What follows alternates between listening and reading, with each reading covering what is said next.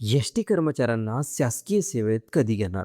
5 महिने चाललेल्या ऐतिहासिक संपानंतर दिलेली आश्वासनं अजूनही पूर्ण का झाली नाहीत? आणि आता विधानसभेत याच मुद्द्यावर पुन्हा एकदा सरकारला घेरण्यात आले आहे. महाराष्ट्राच्या अर्थसंकल्पीय अधिवेशनादरम्यान एस-टी कर्मचाऱ्यांच्या मुद्द्यावर पुन्हा एकदा जोरदार चर्चा झाली. अनिल परब यांनी सरकारला थेट सवाल करत विचारले की एस-टी कर्मचाऱ्यांना शासकीय सेवेत घेण्याची मागणी ही पूर्वी तुमच्याच सरकारने केली होती. त्यासाठी तब्बल 5 महिने एस-टी कर्मचाऱ्यांना मोठा संप झाला होता. मात्र आता राज्यात ट्रिपल इंजिन सरकार असताना एस-टी कर्मचाऱ्यांचा शासकीय सेवेत समावेश कधी होणार?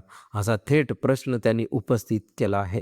दरम्यान एस-टी महामंडळातील विविध रिक्त पदांची भरती प्रक्रियेत अनियमिततेबाबत आमदार श्रीकांत भारतीय यांनी तारांकित प्रश्न उपस्थित केला आहे. यावर उत्तर देताना परिवहन मंत्री प्रताप सरनाईक यांनी सांगितले की Maharashtra state road transport corporation आणि अधिक सक्षम करण्यासाठी मोठ्या प्रमाणावर नवीन बसेस खरेदी करण्याचा निर्णय घेण्यात आला आहे. दरवर्षी सुमारे 5,000 नवीन बसेस खरेदी करण्याचे नियोजन असून त्याचबरोबर महामंडळातील रिक्त पदे भरण्याच्या प्रक्रिया देखील राबवली जाणार आहे. तसेच भरती प्रक्रियेदरम्यान पूर्वी एस-टीमध्ये काम केलेल्या कंत्राटी कर्मचाऱ्यांना न्याय देण्याचा प्रयत्न केला जाईल असेही त्यांनी स्पष्ट केले आहे. यावेळी अनिल परब यांनी सरकारवर टीका करत सांगितले की एस-टीची परिस्थिती खिळखिळी करण्याचे काम काही नेत्यांनी केले. त्याच काळात एस-टीच्या संपाला प्रोत्साहन देण्यात आले आणि त्यामुळे मोठ्या प्रमाणावर कंत्राटी कर्मचारी भरती करावी लागली.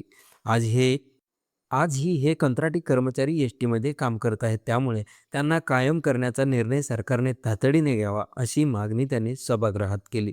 मित्रांनो, एस-टी कर्मचाऱ्यांना शासकीय सेवेत घेण्याचा प्रश्न अजूनही अनुत्तरित आहे. सरकार यावर नेमका काय निर्णय घेणार आणि कंत्राटी कर्मचाऱ्याचे भविष्य काय असणार?